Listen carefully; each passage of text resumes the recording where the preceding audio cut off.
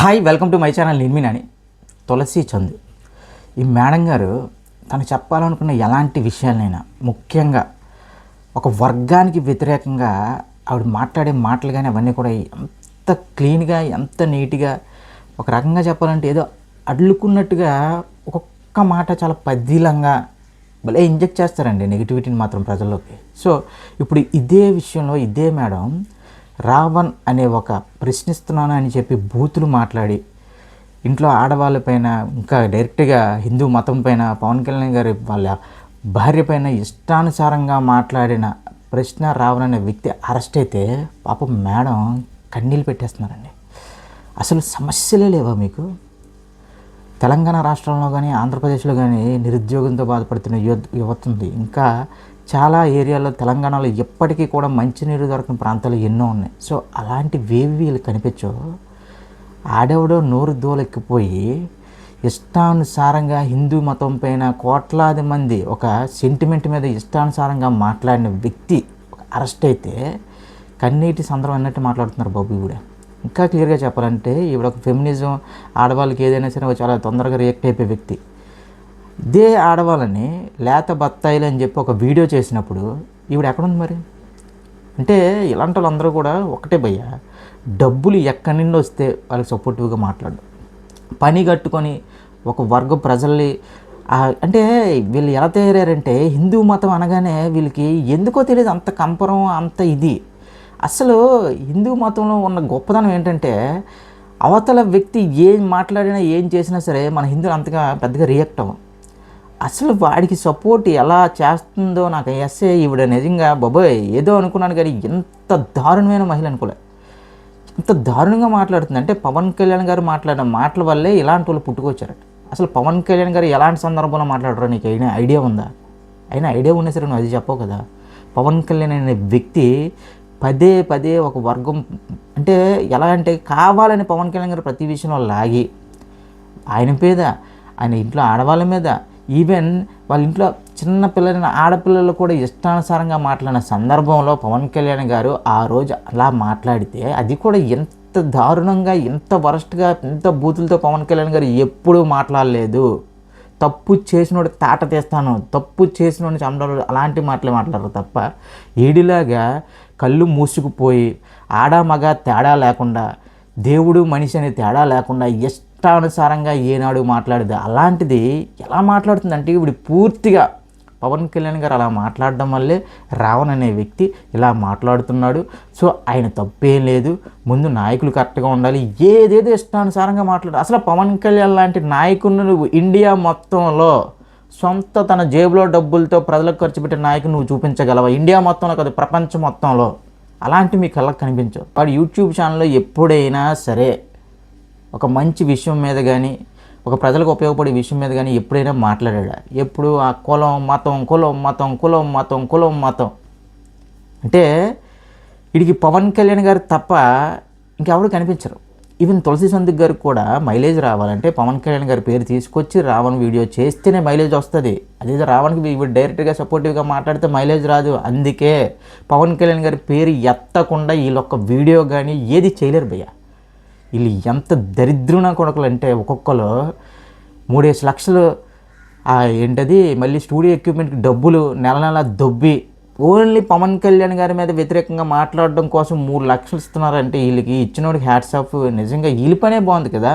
అంటే ఇక్కడ మంచి చెడు ఏం లేదు, డబ్బులు ఎవడిస్తే ఆడి కోసమే మాట్లాడతారు.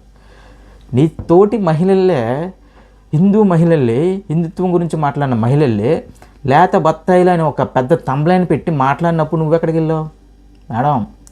అంటే వీళ్ళంటి వల్ల మేడం ఇప్పుడు మంచికి చెడుకి తేడా అనేది ఎవడు పట్టించుకోవట్లేదు. ఎవడి ఇష్టరాజ్యం అనేది ఎందుకు ఉంది? వీళ్ళంటి వల్లే ప్రతి ఎదవల్ని కూడా సపోర్ట్ చేసుకుంటూ వెళ్తారు చూడండి. అందుకే లాస్ట్ టైం ఇవిడ సిపి గారికి, తెలంగాణ సిపి గారికి మన ఒక ఇది ఇచ్చింది, ఏంటి కంప్లైంట్, నా మీద తెగ టోల్స్ చేస్తారండి, ఇది చేస్తారండి, అది చేస్తారండి, ఇది అంటే నువ్వు పని కట్టుకొని హిందూ మతం పైన పని కట్టుకొని ఒక వర్గం ప్రజలే టార్గెట్ చేసి ఇష్టానుసారంగా మాట్లాడితే మరి నిన్ను ఎందుకు ట్రోల్ చేయరు? ఎందుకు నీకు అంటే మళ్ళీ ఏమనంటే ఏదో అనీసం అని చెప్పి పెడబొబ్బులు సొంత మహిళల్లే, నీ తోటి మహిళల్లే లేతబత్తాయిలు అది ఇదేనా మాట్లాడిన వ్యక్తికి ఈవెన్ ఫేస్బుక్లో ఒక ఫోటో పెట్టుకున్న ఆవిడని ఎంత వరస్ట్గా మాట్లాడాడు ఆ ఎదవ. అలాంటి ఎదవకు నువ్వు సపోర్ట్ చేస్తున్నావు అంటే నేనేమనాలి? ఇప్పుడు ఏమైంది నీ ఫెమినిజం ఇవన్నీనా? మీ ఎజెండా ఒక్కటే, పవన్ కళ్యాణ్ గారు హిందూ మతం.